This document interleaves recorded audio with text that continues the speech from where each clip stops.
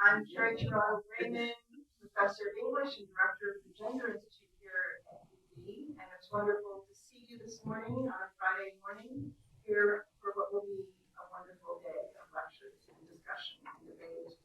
I would like to begin by acknowledging the land on which the University of Buffalo is located, which is the territory of the Seneca Nation, a member of the Haudenosaunee Six Nations Confederacy.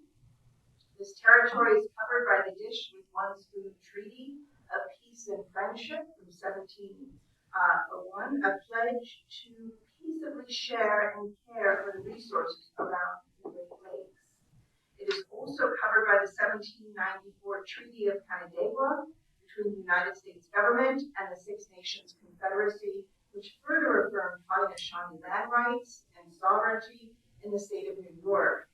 Today, this region is still the home of the Haudenosaunee people, and we are grateful for the opportunity to live, work, and share ideas in this territory. You're welcome. This is the official new acknowledgement that colleagues have worked on for quite a long time, and I think it's actually quite beautiful, and I like the historical specificity of it as well.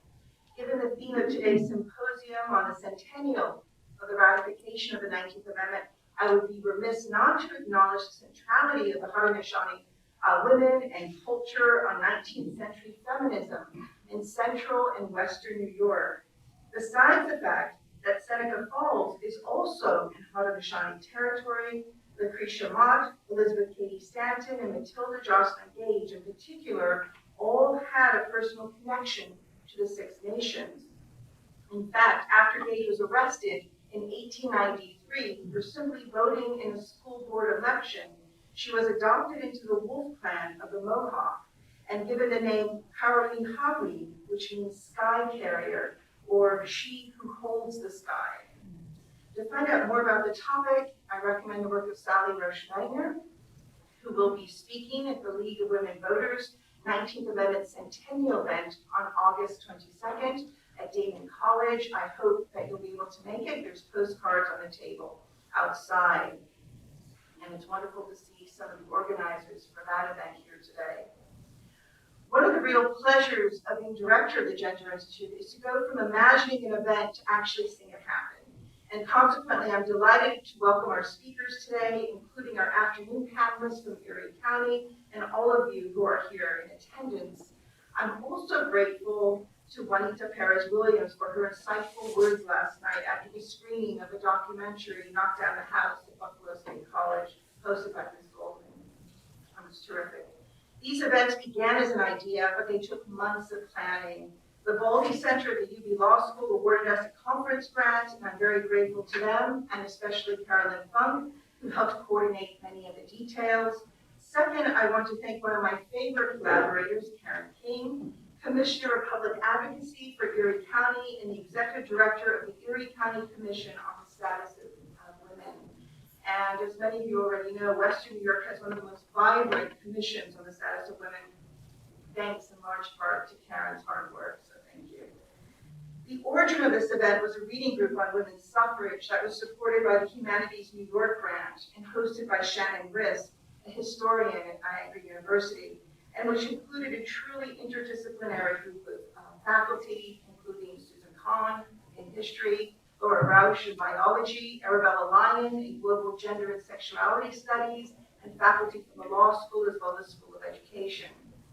And finally, I want to thank my team at the Gender Institute, Becky Burke, and our graduate assistant, Hilary Vanderbar, who has worked, they both have worked so hard to make this event happen. And one of the things that Hillary arranged this week was to have a Rock the Vote table set up. And so I'm so grateful to the volunteers who will be working at that table all day today to register voters, as well as to check registration for the New York primary on April 28th. And there's a second primary, local and statewide, in June. The title of today's event is Legacies of Suffrage, Women's Activism Then and Now. The focus is on legacies rather than origins, in part because Lisa Tetrell, who will be speaking later this morning, has written the groundbreaking book, The Myth of Seneca Falls, Memory and the Women's Suffrage Movement, which has forever complicated the familiar story of how women gained the right to vote. It's a story that we all know. The one that begins in 1848 in Seneca Falls with the Declaration of Sentiments and ends successfully in 1920 with the ratification of the 19th Amendment. The story, Tetchwell argues, in fact has many origins and many actors, which means that its coherence had to be manufactured over time. But are legacies any less complicated than origins? Legacies seem to be more comfortable with multiplicity, with messiness. Since they point to the future, they encourage speculation. But the OED definition reminds us that the term legacy is tied to the past. It represents a form of inheritance, an act of bequeathing in which the living are still connected to the words and the actions of the dead. How have we today inherited this earlier struggle for voting rights? How have the tensions and contradictions of the past shaped and haunted today's elections in 2020? And what has the 19th Amendment enabled? What has it made possible that wasn't possible before? I appreciate the fact that the term legacy doesn't presume progress. It has also acknowledged, or it has room for repetitions and even regressions. But is the legacy of the 19th Amendment one of progress? And if so, should we have a sense of progress similar to Elizabeth Cady Stanton, who spoke toward the end of her life of progress as slow change over time? Or is the story that will come out of today's symposium more sobering? Are we stuck in a repetition of the same or even a regression? In a 2017 interview in Newsweek, the white nationalist leader, Richard Spencer, who unfortunately spoke here at UB last year, argued that women should not have the right to vote, a view that a female alt-right blogger, Janet Bloomfield, agrees with. The alt-right, which is feeling especially emboldened now, wants to roll back not just Roe v. Wade, but the entire 20th century, including the 19th Amendment. I'm also thinking of the stories of voters in Los Angeles and parts of Texas during Super Tuesday a few days ago, who had to wait hours upon hours to vote. And I'm thinking of the important work that Stacey Abrams in Georgia is doing with her organization, Fair Fight, to campaign against voter suppression. When asked why she focused on the ballot, Abrams said, because voting rights is the pinnacle power in our country. But is it? Does change ultimately come from the ballot box, or does it come from other sources, such as social movements, from our idealists who imagine various utopias? This was my takeaway from Professor Holly Jackson's recently published American Radicals, How 19th Century Protests Shaped the Nation, and I recommend it to all of you. It's a terrific book. And here she shows how the idealists of the 19th century, whose projects sometimes ended in great failure, still left a legacy, an imprint on what followed. So this question of social justice and the efficacy of the ballot is not a recent question, but one that also was debated a century ago. Emma Goldman, the anarchist and feminist from Rochester, New York, said before she was deported, if voting changed anything, they'd make it illegal. And it's interesting because this quote has been retweeted recently by a younger generation of feminists who are completely dismayed with electoral politics, with the superdelegates and its corporate backers. So when we speak of the legacies of suffrage, we also should include social media, including Twitter, as part of sustaining this ongoing contentious history. But alongside the words of Emma Goldman, I want to also include a powerful quote from Frances Harper, an African-American feminist, suffragist, writer, and poet who said, I do not think the mere extension of the ballot a panacea for all the ills of our national life. What we need today is not simply more voters, but better voters. To help us grapple with these questions and themes, we have three fantastic feminist scholars here today who have written on social movement, social justice, and voting rights. I will leave it to my esteemed colleagues in history and English, Susan Kahn, Carol Emberton, and Marian Thagard, to introduce each individually.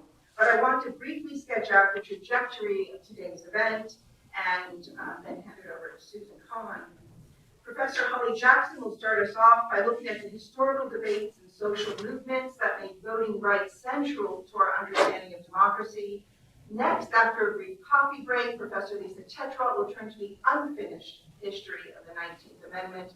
Then we will break for lunch with which will be served in the atrium outside. The tables are already set, and we're having it catered by the amazing women at Current Catering. And then at 1:30 in the next building, in the music school, we'll walk over around 1:15 and 250 Baird, Professor Anastasia Kerwood will discuss the 20th century legacy of women's suffrage in terms of Miss Shirley Chisholm, who became the first Black woman to be elected to the U.S. Congress in 1968. In 1972, she became the first Black candidate for a major party's nomination for president of the U.S. and the first woman to run for the Democratic Party's presidential nomination, as well as the first woman to appear in the U.S. presidential debate. So I highly recommend Professor Kerwood's powerful op-ed in the Washington Post that appeared a few days ago on why Chisholm still matters for the elections in 2020. Yesterday, we had a very memorable day visiting Ms. Chisholm's grave at Forest Lawn. She's buried here in Buffalo, and then we visited her home where she lived in Amherst, New York, and met the current owners and had a wonderful conversation. So legacy, carrying on the important work of the dead, is a key word for understanding the framework of today's event, but the symposium will end with another meaning of legacy, an obsolete meaning as legate, a government official, a deputy, a delegate. Our final panel today, moderated by Karen King, will include major officials, leaders, and activists from Erie County who are involved in the day-to-day workings of local government. They include Maria White, the Deputy Erie County Executive, Melina Carnicelli, founder and co-director of First Amendment, First Vote, and Jennifer Hibbett, Chief of Staff to County Executive Mark Hollenbars. So in short, we have a very busy and exciting day ahead of us today. And so without further ado, let's get started. I'll hand it over to Susan Kahn.